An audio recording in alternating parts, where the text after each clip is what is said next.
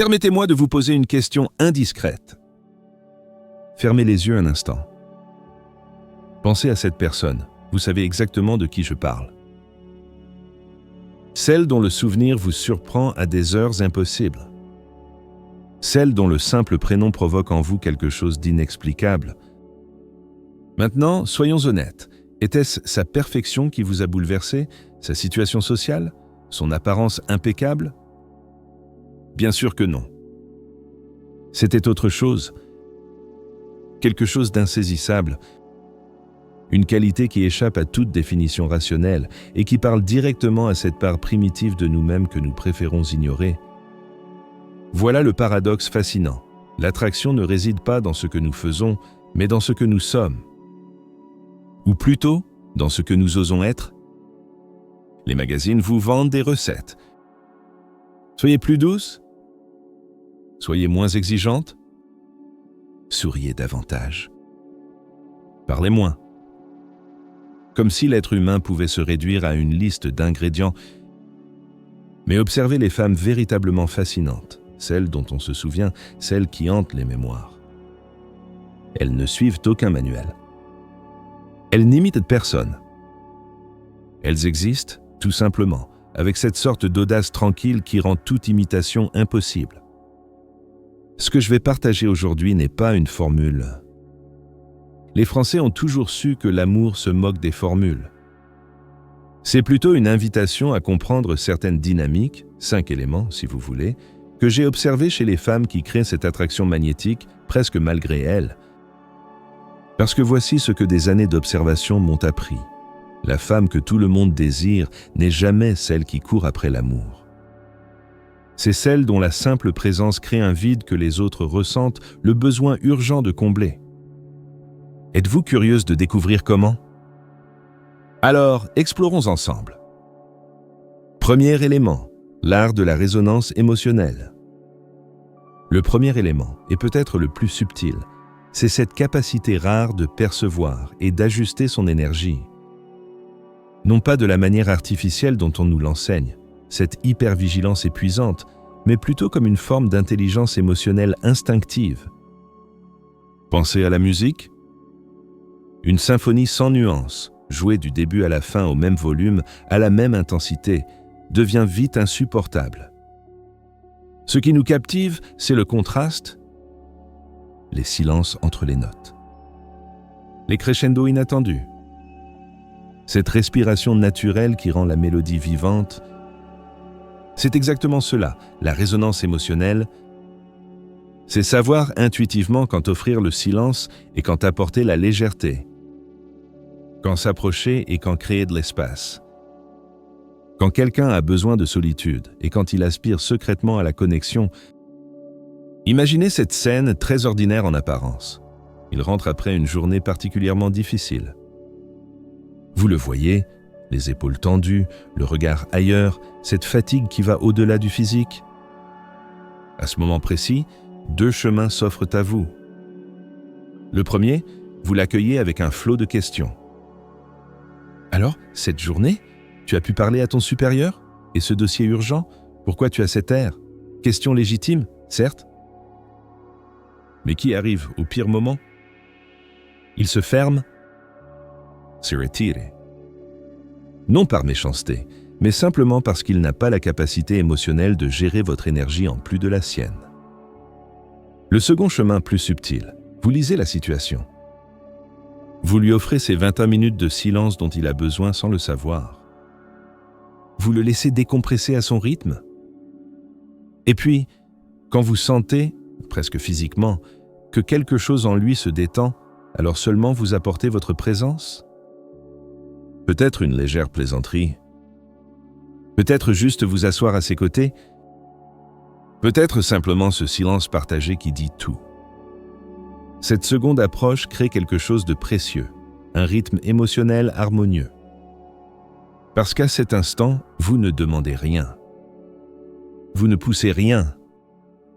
Vous êtes simplement là, en phase avec lui. Un homme ne conceptualise pas nécessairement ce phénomène, mais il le ressent profondément. Vous l'entendrez dire « je me sens bien avec elle » ou « Elle me comprend, sans pouvoir vraiment expliquer pourquoi. Ce qu'il perçoit inconsciemment, c'est cette capacité d'ajustement émotionnel. Et c'est ainsi que vous devenez cette personne auprès de laquelle il veut être, parce qu'être avec vous ne demande aucun effort. C'est naturel. C'est fluide. Et cela, c'est infiniment précieux. Deuxième élément, la boussole intérieure. Ensuite, il y a quelque chose que j'observe systématiquement chez les femmes qui fascinent vraiment les hommes, en particulier les hommes intéressants. Elles possèdent ce que j'appellerais une boussole intérieure inébranlable. Je ne parle pas d'être accommodante, ni de ne jamais créer de friction. Je parle de cette clarté rare sur ses propres valeurs, de ces principes non négociables qui définissent comment on vit, comment on traite les autres, et surtout, comment on accepte d'être traité. Laissez-moi vous raconter quelque chose de personnel. Lors d'un de mes premiers rendez-vous avec ma partenaire, nous sommes tous les deux d'origine cubaine, donc naturellement passionnés, nous avons abordé la politique. Erreur classique, n'est-ce pas? Nous nous sommes affrontés. Plusieurs fois, des moments où j'ai sincèrement pensé « cela ne fonctionnera peut-être pas ».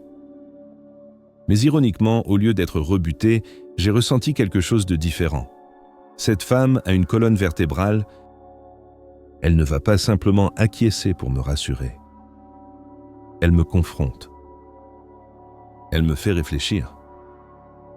Et cela, étrangement, c'était attirant. Pourquoi ? Parce que rester fidèle à ses convictions crée quelque chose d'irremplaçable, l'unicité. Considérez cette métaphore. Une page blanche peut être échangée à tout moment. Elle n'a aucune valeur distinctive. Mais une page couverte de votre écriture, de vos pensées originales, de vos perspectives uniques, cette page-là a une signification. Elle ne peut être dupliquée. C'est exactement ce qui se passe quand vous honorez vos valeurs fondamentales. Aucune autre femme ne pense exactement comme vous. Aucune autre ne le défie de la même manière. Aucune autre ne porte ce même regard sur le monde. Et l'homme qui vous mérite ne cherche pas un miroir. Il cherche une altérité. Quelqu'un qui l'enrichit par sa différence. Quelqu'un qui le fait grandir intellectuellement. Quelqu'un qui ne sacrifiera pas ses principes pour maintenir une paix superficielle. C'est cette femme-là qui devient irremplaçable. Petite parenthèse. Lequel de ces deux premiers éléments résonne davantage en vous? La résonance émotionnelle ou la boussole intérieure? Je serais curieux de connaître votre perspective. Troisième élément, la puissance du non-dit. Et maintenant, abordons un territoire délicat. C'est ici que tant de femmes, intelligentes, accomplies, remarquables, commettent une erreur qui sabote l'attraction plus efficacement que presque tout le reste. Quand on ressent le besoin d'expliquer sa valeur, quand on énumère constamment ce qu'on apporte, cela trahit généralement une insécurité sous-jacente. Un besoin de se justifier, de prouver qu'on mérite l'attention qu'on reçoit. Un exemple concret. J'accompagnais une cliente qui fréquentait quelqu'un depuis quelques semaines. Les choses semblaient bien se passer. Puis elle lui a envoyé ce message. « Je t'ai dit dès le début que je m'investis à 100% dans mes relations. Je donne tout. Tu as dit que tu cherchais cela aussi. » En surface, cela semble raisonnable, non? Une simple clarification de ses intentions. Mais analysez plus profondément. Elle se défend. Elle argumente pour convaincre. Elle explique sa valeur au lieu de simplement l'incarner. Et voici la vérité inconfortable. Si vous êtes réellement le type de personne qui aime à 100%, vous n'avez pas besoin de le proclamer. Vos actions parleront si fort que les mots deviennent superflus. Pensez à une grande artiste. Se promène-t-elle en annonçant « Je suis exceptionnelle ». Vous devriez vraiment écouter ma musique? Bien sûr que non. Elle crée. Elle partage son art. Et les gens décident par eux-mêmes s'ils veulent cette beauté dans leur vie. C'est le principe du non-dit. Si vous êtes loyal, soyez-le. Si vous êtes généreuse, incarnez-le. Si vous êtes stimulante intellectuellement, démontrez-le dans vos conversations. Et si un homme ne le perçoit pas, c'est sa limitation perceptive, pas votre déficience. Le moment où vous commencez à justifier votre valeur est précisément le moment où vous l'avez déjà compromise. Les choses précieuses n'ont pas besoin de plaider leur cause. Elles existent, et leur valeur devient évidente à quiconque a les yeux pour voir. Quatrième élément, l'élégance des contradictions. Il y a quelque chose que j'ai entendu d'innombrables hommes au fil des années, et que je vis moi-même. Nous sommes infiniment fascinés par les femmes qui incarnent la contradiction. L'attraction n'est jamais unidimensionnelle. Ce n'est pas simplement « soyez féminine » ou « soyez confiante ». C'est cette danse perpétuelle entre les opposés, la douceur et la détermination, la légèreté et la profondeur, la vulnérabilité et les limites claires, l'humilité et l'assurance. Ce sont précisément ces paradoxes qui créent la fascination. Les hommes parlent toujours de ces femmes en termes de contraste. Elle est d'une élégance rare en société, mais elle peut être délicieusement ludique en privé. Cette imprévisibilité maintient l'intérêt éveillé, cette curiosité constante de découvrir quelle facette va se révéler. Il y a même une explication neuroscientifique à cela. Le cerveau humain aspire à la nouveauté. La prévisibilité offre la sécurité, certes, mais avec le temps, elle devient ennuyeuse.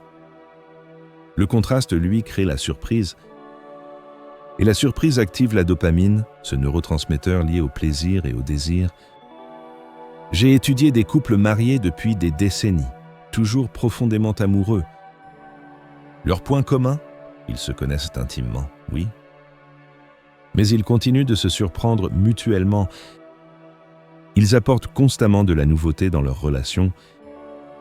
Ils n'ont jamais cessé d'embrasser leur complexité. Et voici l'élément crucial. Rien de cela n'est une performance. Il ne s'agit pas de jouer un rôle. Il s'agit simplement de montrer l'étendue complète de qui vous êtes. Trop souvent, les femmes dissimulent certaines facettes d'elles-mêmes par peur du jugement. Si je montre mon ambition professionnelle, va-t-il me trouver trop carriériste? Si je révèle mon côté ludique, va-t-il me prendre moins au sérieux? Si je démontre ma force, va-t-il se sentir diminué? Mais la réalité est plus simple. Plus vous embrassez la totalité de votre être, plus vous devenez captivante. Parce que les hommes, les vrais, ne veulent pas une caricature. Ils veulent un être humain authentique, dans toute sa complexité. Ils veulent la femme qui peut débattre de Camus et rire d'une blague absurde l'instant d'après. La femme qui peut diriger une réunion avec autorité et se montrer vulnérable en privé. La femme qui poursuit ses ambitions tout en sachant être pleinement présente. Cette richesse intérieure, c'est elle qui rend inoubliable. Maintenant, ce dernier élément est probablement celui qui distingue vraiment les femmes qui maintiennent l'intérêt de celles qui le perdent. Écoutez attentivement. Cinquième élément, la grâce sous pression. Un homme observera toujours, systématiquement, votre réaction sous pression. Pourquoi? Parce que d'un point de vue évolutif, nous sommes programmés pour rechercher des partenaires capables de naviguer l'adversité. Quelqu'un qui s'effondre au premier obstacle signale l'instabilité. Quelqu'un qui maintient sa composure signale la résilience. Alors observez vos réactions dans ces moments révélateurs. Quand il ne répond pas pendant 2 jours, quand vous le voyez converser avec une femme séduisante, quand les plans changent à la dernière minute, quand un malentendu survient, votre réponse dans ces instants définit la perception qu'il a de vous. Permettez-moi de partager 2 histoires, une d'une cliente, une de mon propre parcours. Première situation. Une cliente a aperçu l'homme qu'elle fréquentait monter dans une voiture avec une autre femme. Sa réaction immédiate? Un message lapidaire. Je ne suis plus intéressé. Point final. Terminé. Je lui ai posé quelques questions. L'as-tu vu l'embrasser? Lui as-tu demandé qui elle était? Pourrait-elle être sa sœur, une collègue, une amie de longue date? En réagissant par l'accusation immédiate et les suppositions, elle a révélé son insécurité et sa réactivité. La connexion s'est évaporée. Deuxième situation. Durant mes années universitaires, je fréquentais une jeune femme qui m'intéressait beaucoup. Un jour, elle m'a déclaré qu'elle voulait me voir du lundi au vendredi, mais qu'elle souhaitait voir d'autres hommes les week-ends. Intérieurement, j'étais furieux. Je voulais demander « Qui sont ces hommes? Je croyais que tu cherchais quelque chose de sérieux. Qu'est-ce que tu fais exactement ?» Mais j'avais déjà vécu une situation similaire auparavant et j'avais appris quelque chose de fondamental. On ne peut pas raisonner quelqu'un pour qu'il nous désire. On ne peut pas argumenter pour devenir une priorité dans la vie de quelqu'un. Alors j'ai respiré profondément. Je l'ai regardé calmement. Et j'ai simplement dit « non ». Puis je suis parti. Sans question. Sans négociation. Sans drame. Est-ce que maintenir cette composure m'a donné la relation que je désirais? Non. Mais savez-vous ce qui s'est passé? Je suis parti avec mon estime de moi intacte. Et cela valait infiniment plus que de mendier les miettes d'attention de quelqu'un. Voilà la leçon. Peut-être que garder son calme ne vous donnera pas toujours la personne que vous voulez. Mais cela vous donnera toujours quelque chose de plus précieux, votre dignité. Parce que la réalité est celle-ci. La bonne personne percevra votre grâce sous pression et pensera « voilà une femme qui connaît sa valeur ». Qui ne tolérera pas le manque de respect? Pour qui je dois me montrer à la hauteur? Et la mauvaise personne? Elle se révélera par sa réponse à vos limites. Dans les deux cas, vous gagnez. Alors, que retenir de tout cela?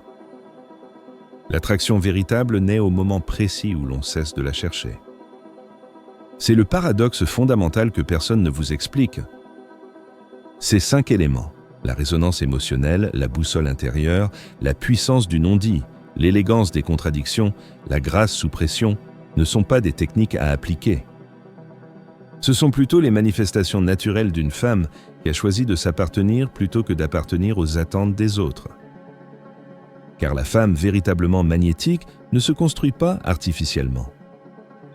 Elle se révèle progressivement, elle retire les masques, elle embrasse ses contradictions. Elle refuse de comprimer son âme pour entrer dans les cases que la société lui dessine. Et c'est précisément cette authenticité audacieuse qui crée ce vide magnétique, ce vide que les autres ressentent le besoin impérieux de combler. Voyez-vous, le monde est saturé d'échos. The copies conforms. De femmes qui récitent le même script bien-pensant, qui portent le même masque rassurant, qui dansent la même chorégraphie prudente. Mais vous? Vous pouvez devenir l'original? Celle dont les autres ne seront jamais que de pâles reflets. Alors ne cherchez plus à être aimé de tous. Devenez celle qu'on ne peut oublier. Ne cherchez plus à plaire universellement. Devenez celle qu'on ne peut ignorer. Ne cherchez plus à être choisi. Devenez celle qui choisit consciemment. Parce qu'en fin de compte, l'attraction n'est pas un jeu que l'on joue selon des règles préétablies. C'est la vie que l'on vit, pleinement, intensément, sans demander la permission. Et cette vie-là, elle n'attire pas seulement l'amour. Elle attire le destin lui-même à sa porte. Le monde attend simplement que vous osiez devenir qui vous avez toujours été. Merci de m'avoir accompagné dans cette réflexion. Et souvenez-vous, pour transformer vos relations, il faut d'abord accepter de vous transformer vous-même. À bientôt!